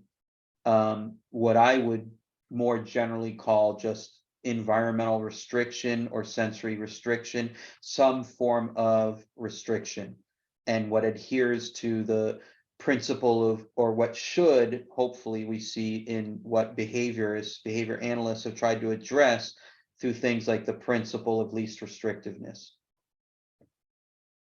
By the way, I emphasize the importance of talking about restriction over intrusion as well, because restriction is what behaviorists have typically talked about. And intrusion does not identify what is happening at a behavioral level quite as easily as restriction does. So if I talk about restricting an environment or restricting behavior, it's clear what's happening at a procedural level. But if I say something is intruding, that's directed at something happening internally for the animal. Right? So I don't know what is intrusive or not, but I can describe procedurally how something restricts. So that's why I think it's and the way around that people have tried to do is operationally define intrusion as being the same as restriction in some way, but that doesn't facilitate. I mean, I can operationally define anything and say, well, whenever I say happy, all I mean is this set of behaviors, right? If I'm just going to say, well, I'm just going to walk around and describe all the animals as happy, right? Well, no, it's fine because I operationally defined what exactly that means. And it's, well, then why not just use the other things that are being used as the operational definition? So that is the difficulty with using particular labels. So, yeah. Keep going down these little rabbit holes here. They're all very important and related to sensory capabilities. We just can't get away from ABA, can we? No, never. That's fine, because that's an important part, what the individual is learning and how they are able to, and Tinbergen talks quite a bit about this when he talks about testing the sensory capabilities of the animals, right? But he just throws it out as this weird kind of conglomeration of associationism. So I know he doesn't really make a separation between, which is part of why I wanted to distinguish between the respondent and operant ways that this can be tested, some of these sensory capabilities. So yeah. By the way, one of the places that Tinbergen noted, he said, as of now, we don't know of any animals that can sense infrared. That was one of the things he talked about. And we do now know of animals that there are a number of insects that actually see infrared, including some spiders. So just in case anybody wanted to be more terrified of spiders, there are spiders that can hunt you like Predator. So, you know, have fun sleeping. I think you're the one who needs to be scared of that because you decided to move to Australia, and that sounds like a you problem. Yeah, right. I know. So no, look, I'm friends with all the spiders around me. Okay, I have huntsman spiders that I delicately lead out of my house all the time. There's been at least a dozen huntsman spiders in my house now, and not one of them has been smushed or crunched or anything. So if you don't know what a huntsman spider is, I guess Don't look it up. trigger warning, if you are in any way an arachnophobe, please do not look it up. They are giant spiders, they really are. And I'll give you it without looking it up. Here's my description, which also a trigger warning for people who are not all that fond of spiders. There was a huntsman that was in my bathroom, and I was shooing him. I shoot him out into the laundry room and then the patio to get him outside. But when I shooed him out into the patio, and by the way, huntsmen kind of turn and challenge you, and so I had one literally the other night that I saw him run into my bedroom, and I ran into the bedroom like, you got to get out of the bedroom, and he turned around and raised his legs at me like I was like, are you gonna fight me? What's going on here, buddy? But and they're big. And so this huntsman, I chased it out of my or I gently shooed it out of my bathroom, and it ran into my laundry room, and I could hear it running across the floor of my laundry room. That's how big it was I actually heard No.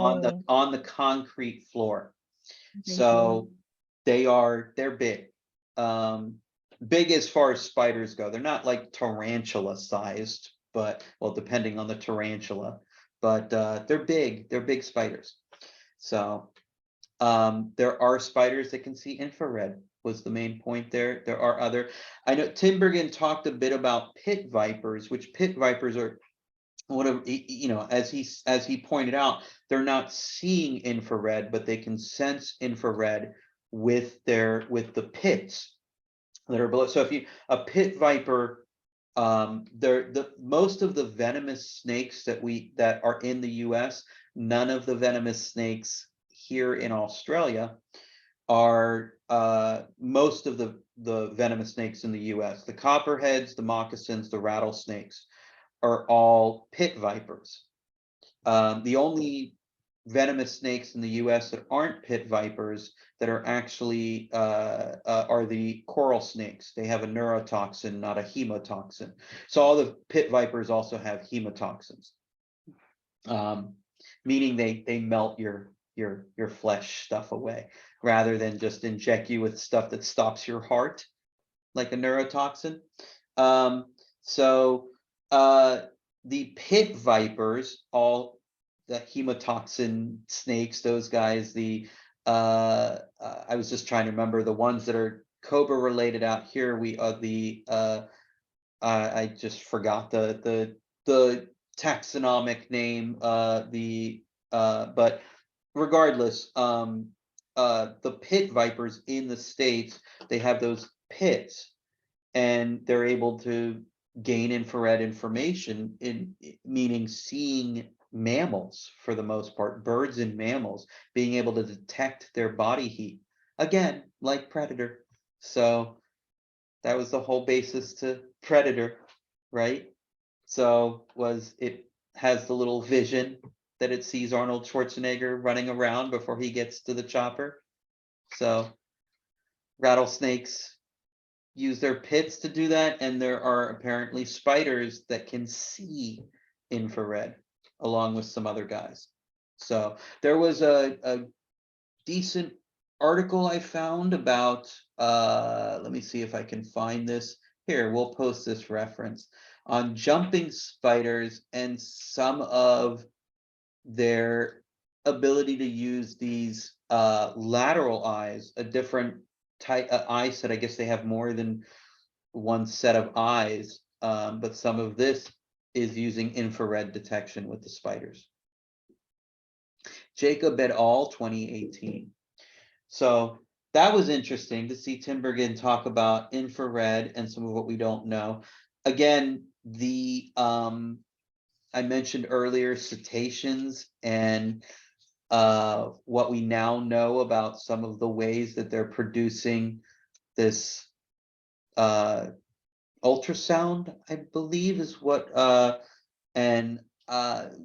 Louis Herman is one. I mentioned Herman's work before. He was out at University of Honolulu, right? University of Hawaii in Honolulu. Louis Herman was there for the longest time doing all kinds of really interesting cetacean work, and he was one of the people early on that was looking at some of the echolocation, that is some of the, I'm using the wrong words here for cetaceans now, because what do you call it in water? This is not my area of expertise by any means, so I think it can still be the ultrasound stuff. It's not ultrasound. It's not. It's what it. Sonar. Sonar, thank you. My goodness, I used two different. I'm like echolocation and ultrasound. Ultrasound being a different type of detection altogether that I don't know of any animal that can see inside stuff. That's the whole. We've let me talk far too long, so now I'm using the wrong words altogether. This is what happens. So, but there's interesting stuff now that, I mean, I know very little of that work that Herman and others have done looking at sonar, looking at, I guess you can call it echolocation in the water, or the ability for, and then the communication abilities of cetaceans in general. So I won't talk much more about that.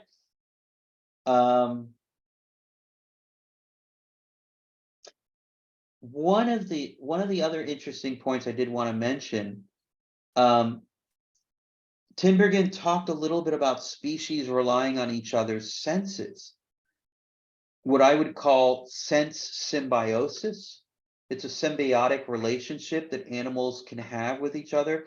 So he talked about baboons and gazelles, that the baboons have better eyesight, the gazelles have better smell, potentially hearing, so that they hang out together in the hopes of potentially avoiding predators. One of the interesting ones along these lines is turkey vultures and black vultures.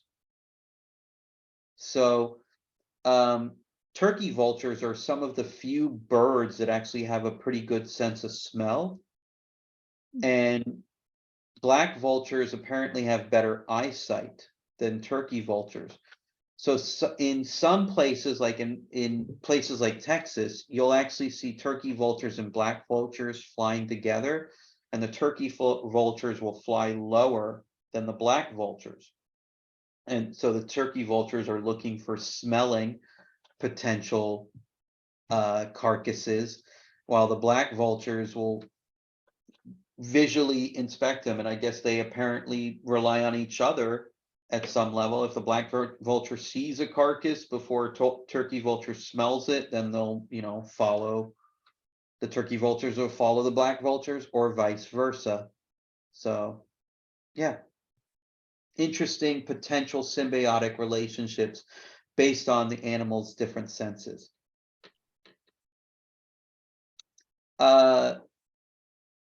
So Cheryl was mentioning, dog's mouth sensation affecting chew toy choice.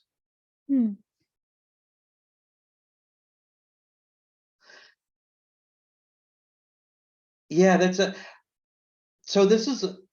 some really interesting stuff about when we talk about artificial selection, which is what's happening when we're talking about both domestication and breed selection.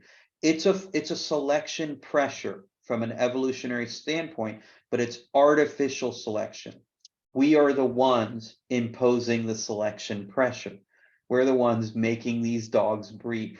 So what is being selected? And often it's overt, it's morphological traits. It's things that we say, well, we're selecting for this behavior. We're selecting for hunting, or selecting for hearing, or something like that. But it's typically, what we can see, what we select for, is a morphological trait. And that could certainly affect some of the sensory capabilities.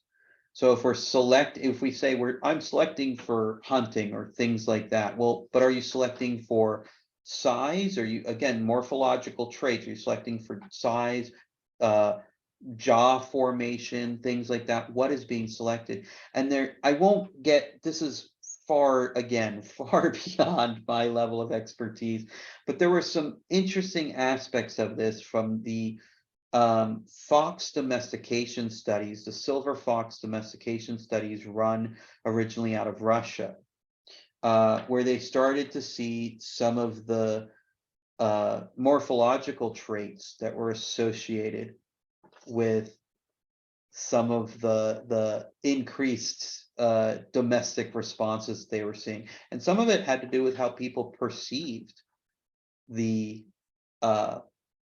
friendliness of the foxes themselves. So I won't go too much more into that. If you're interested, lots of really cool stuff about that. There's a half a century or so of that fox domestication research that was done, trying to understand what happens with domestication. Because like any other scientific area, it's not always very clear what's happening. So, and that's what's the case. super interesting? I actually watched an updated, I don't know how updated it was, how long ago it was, but I don't know if it was on Vice maybe. They actually went to Russia and looked at Clive's experiments comparing those foxes with the domestic dog, and it was Yeah. the most simple and coolest experiment ever. They would have a person sit down and they drew a circle around the person, and they would just see how much time the domesticated fox spent and within the circle compared to a domestic dog, and it was so different.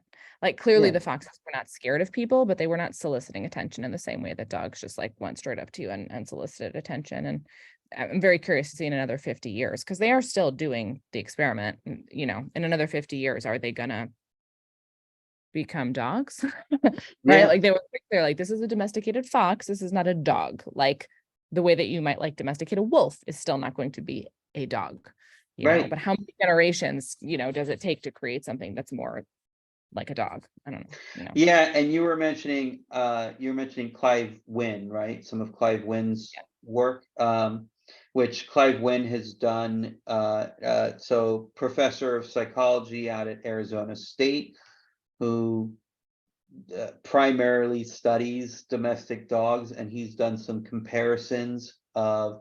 I didn't know he did some stuff with foxes and domestic dogs, or he did Those it foxes with specifically, wolves. I guess. No, those foxes from Russia, the Oh, he domesticated did. ones, comparing. Yeah, I didn't realize he had done that, comparing like the domesticated fox in Russia with the dog.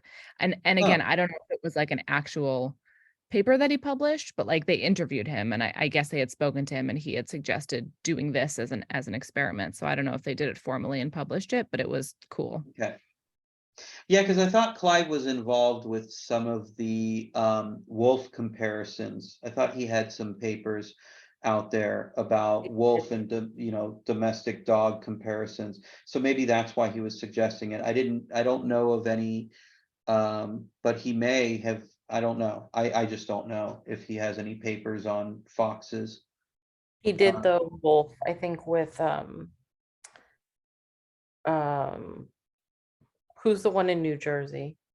One of his students that's at New Oh, Jersey. with Lindsay Merkham. Lindsay Merkham. Yeah. So they did some of those comparative, and I know that they've done some. I know that Erica has done a bunch of that.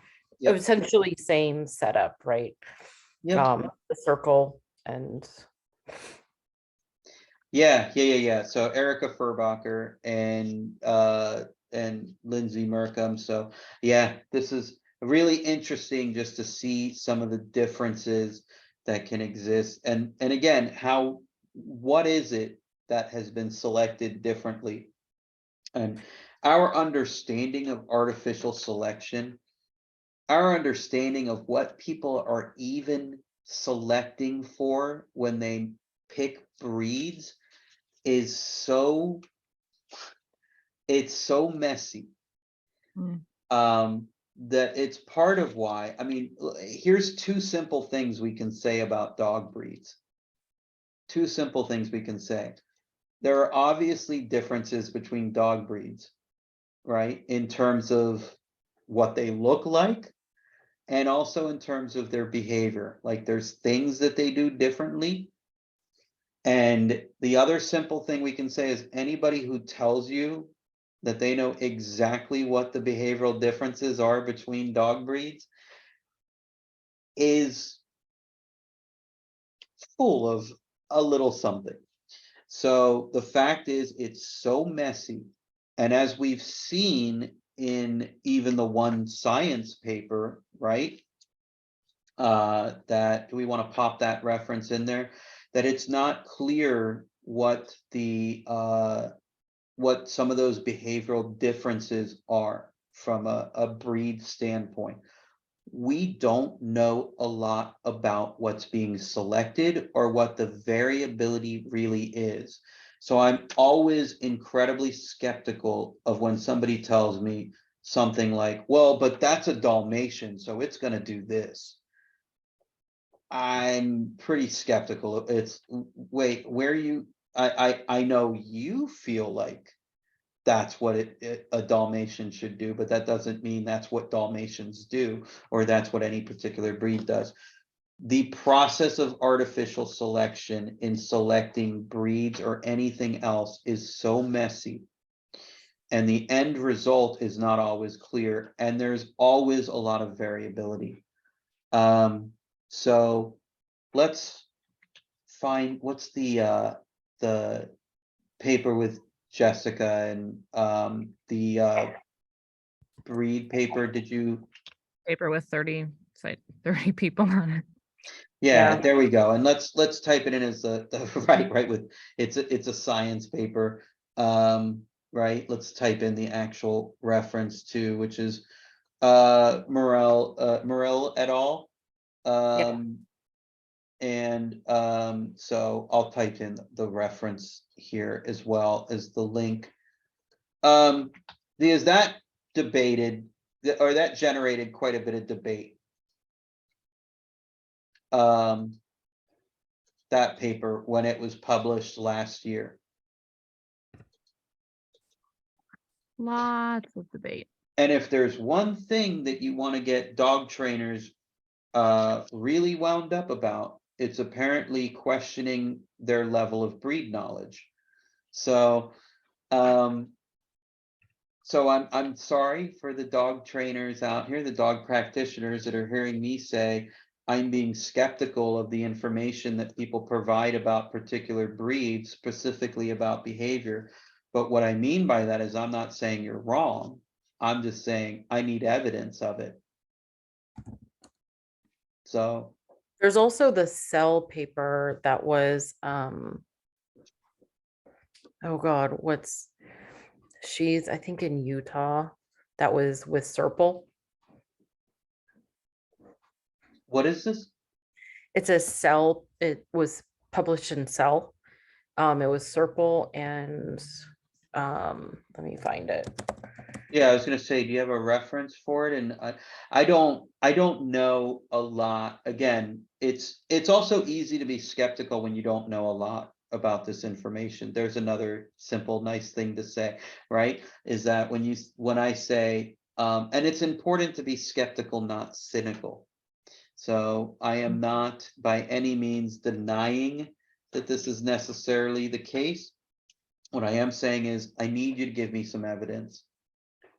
And the evidence is not great, and there's certainly evidence showing that there's quite a bit of variability in behavioral differences within breeds and then across breeds, right?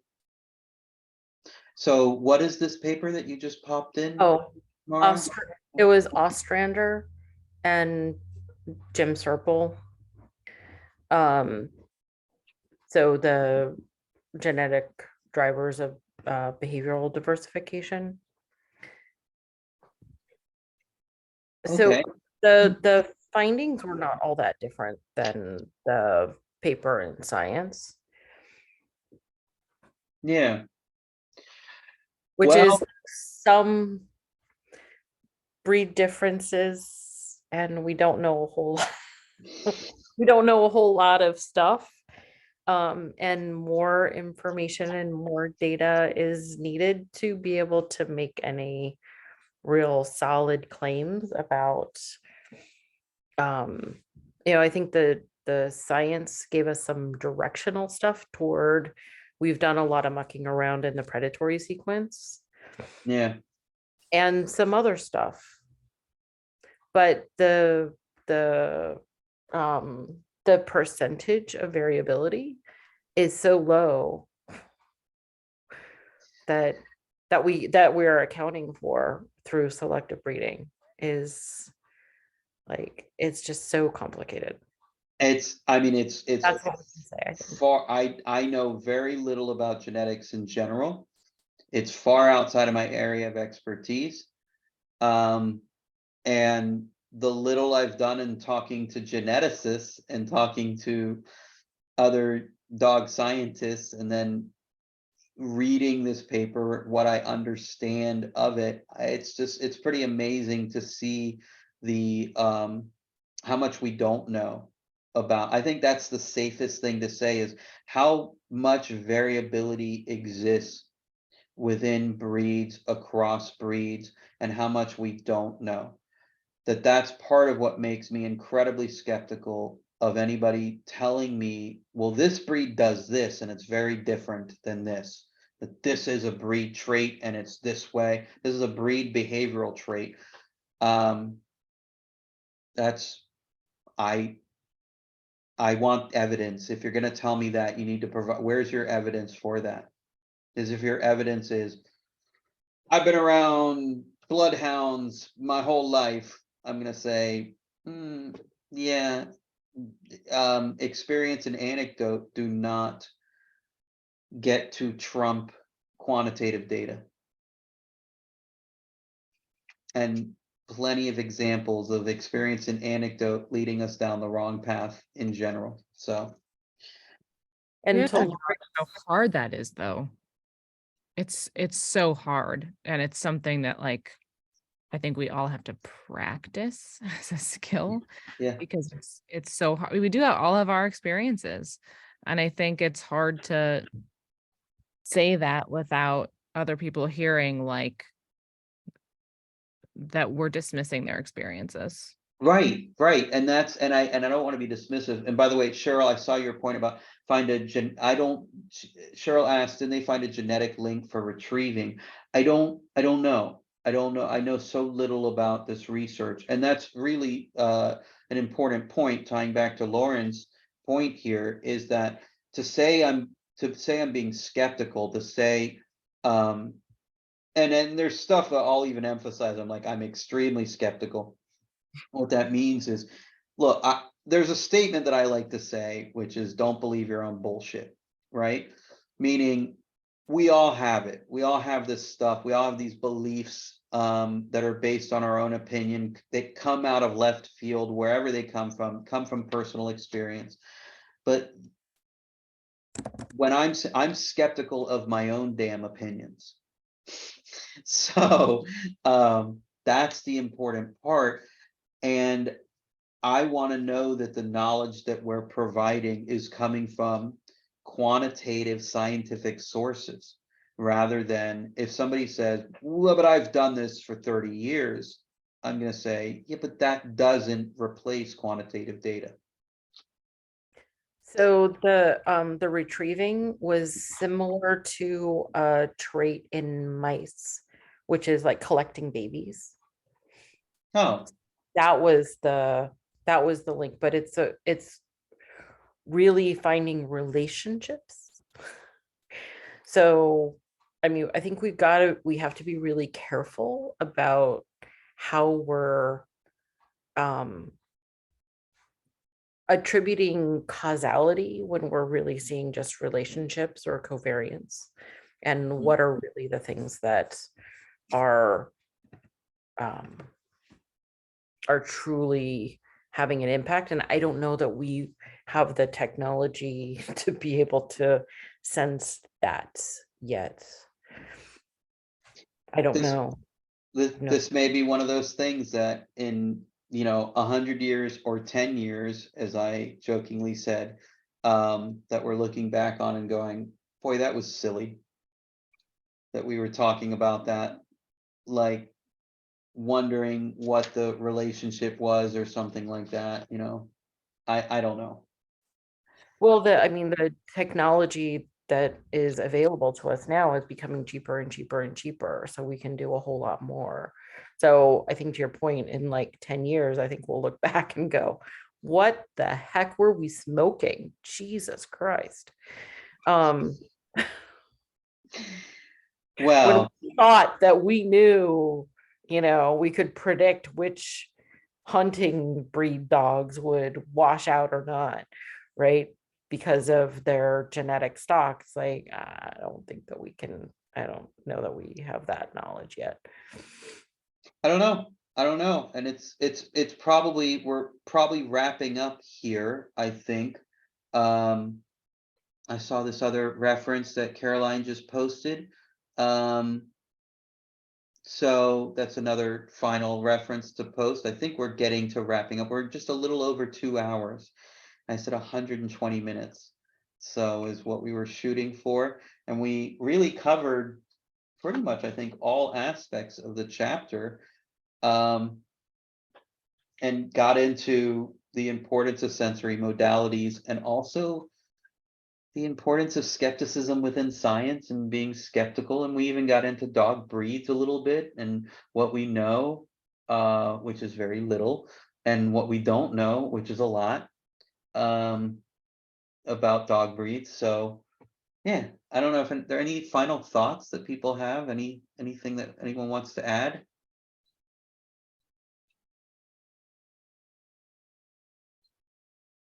No? A lot of people that were completely quiet. The only thing that I would say about that that MRI study, which is really interesting, is look at the N and the number of breeds that you have, maybe 2 representations for each breed. Mm. And how they selected. So I would be curious. That would definitely be like, I think of studies as being sometimes, is this something that we can do? And is this interesting? And then you do larger studies to see if you still see those same types of differentiation when you have larger sample sets. So I'd be really careful about what we're saying based on that small number. Yeah. But that's totally fascinating. Oh, Research. Lily was just commenting about talking to people about even what the operational definition in this case, what the definition of breed is and what it isn't. I mean, breed is an artificial distinction, right? There is no taxonomic distinction, no scientific taxonomic distinction of breed. That breed is just completely right. It's a cultural construct.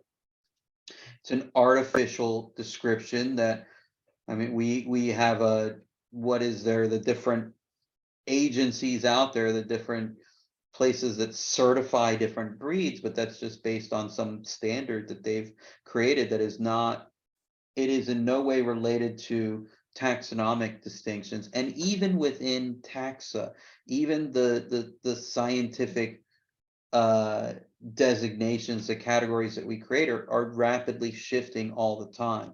But it's important to note that that's completely different than what we're calling a breed, that a breed is something, it is not science-based at all, what we call a breed. So that's probably pretty important to point out also. I mean, this is why we have a whole bunch of things mixed with poodles now, right? Throw that in at the end, the poodle. There was I don't remember if it's not a Far Side cartoon, but it had like a chickadoodle where it was a chicken with a poodle. Oh, yeah, where's my Or some- wombat? Where's my wombat poodle? My woodle. I want my woodle. My echidna poodle. That's what also my penguin poodle. My Penguin. penguin poodle is the most important. The pengoodle, right? Be damn cute. Penguin poodle. That would be the most awkward animal on the planet. Penguapoo. Oh my gosh. A penguin, a penguin, ping doodle. That's what I'm gonna call them. The ping doodle. They're just gonna talk about a socially awkward animal. That's about as extreme. We're gonna leave it on that note. How about that? Now that we've gone into the strange poodle breeds. Thank you everybody for showing up and for coming and joining in on this chat. We'll at the start of next month, at the beginning of April, we'll go into chapter 3. And we might consider also throwing in, I mean, we've thrown out a lot of references. It might be good to throw in like a relevant article. So if people want to suggest something, I know I think chapter 3 is primarily focused on the stimuli that, external stimuli that animals respond to. So it's chapter 3, the signs that animals respond to. So I'm assuming this is primarily going to be focused on what are the stimuli. And there's going to be some interesting differences in terms of stuff that animals respond to from an ethological and from a learned perspective, how those differ what we're talking about. But if anybody has ideas for an article, we can include that. Eddie, can you include, and I don't know if there's a huge lit on environment as stimulus control. From what do you mean, just in terms of conditioned stimulus control in general, into the broader area of stimulus control from a behavior analytics standpoint? So we're talking about discriminative stimuli and conditioned stimuli, if we're including all of it. Kind of pulling back to the environment itself, providing information about which stimuli are relevant in that context. Yeah, we'll have to talk about that a little more. We'll figure out what that looks like. But okay, I'll have to think about that. So, all right. Well, I'm going to stop the recording. Thank you for everyone who's watched this on video as well. Laura,